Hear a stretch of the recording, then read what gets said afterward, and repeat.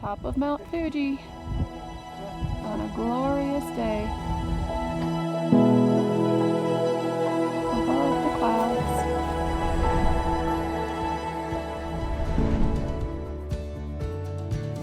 Airmen and guardians strive for excellence and seek out the extraordinary. This is Life Without Walls. Conversations with airmen, guardians, and their families. Finding adventure wherever they go. Brought to you by the United States Outdoor Recreation Program, sponsored by USAA. What you're made of, we're made for.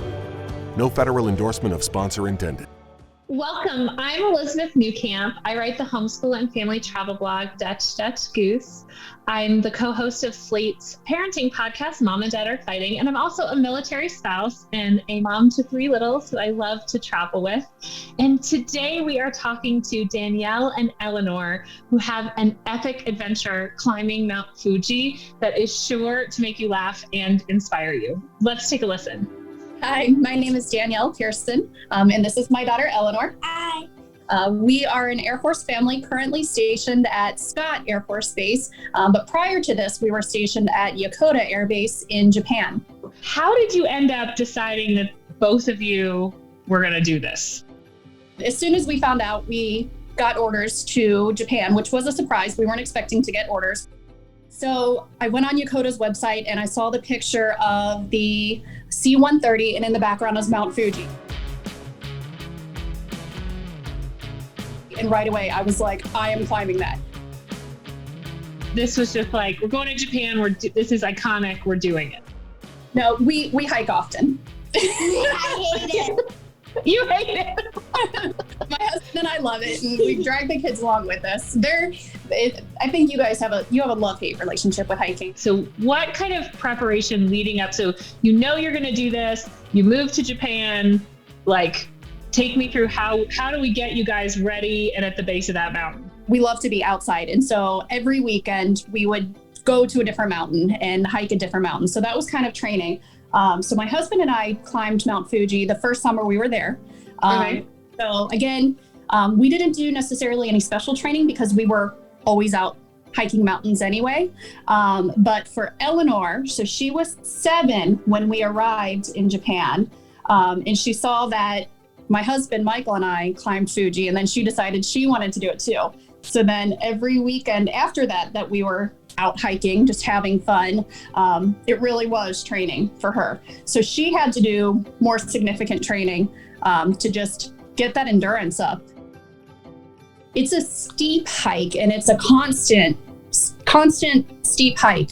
And so it really is just about putting one foot in front of the other and not stopping. Eleanor, how does it go? At points, I wanted to quit because it was so long. But then the thing I really wanted the most was to get the Mount Fuji summit stamp. Sure. Can you show us? Right here, it says in Japanese that I reached the Mount Fuji summit. So I really wanted that stamp, and that helped me a lot to get up to this. So that's the whole time you're just thinking, I gotta get this. That's awesome. And Danielle, now things don't all go exactly according to plan, right? Like Eleanor does struggle some on the mountain. Do you want to talk about that? After about the 7th station, so it wasn't very long into the hike, maybe about 2 hours into the hike, I could tell she was starting to feel altitude sickness. Yeah. And it's at a high enough elevation that you do have to be concerned about that. And we were going slowly, and so that's one of the things that can help. But I had brought a can of oxygen in case this happened.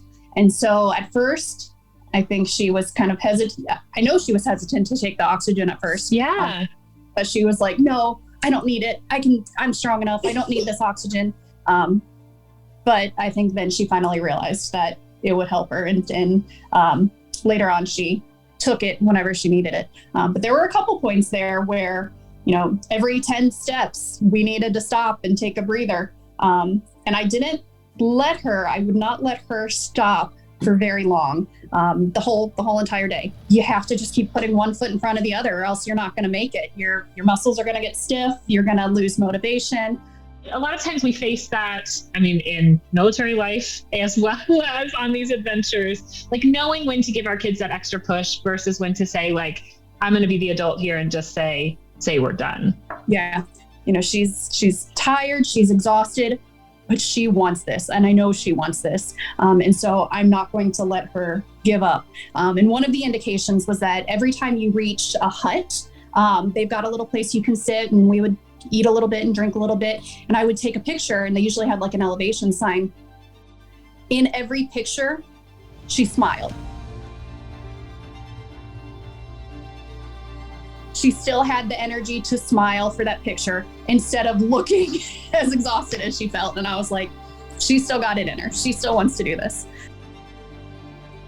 Eleanor, I want to ask you if you have any advice for kids who are seeking adventure or parents who are trying to help their kids have these adventures, like as we travel around and move around, like, are there things that your mom did really well, like to help you achieve this goal and also to find and achieve something that you wanted to do outdoors? I probably would say yes. I think parents should push their kids a little if they really want to do it, because I would not have made it to the top if she didn't push me a little. There's got to be a little pressure, and you have to push your children a little to actually get to the top.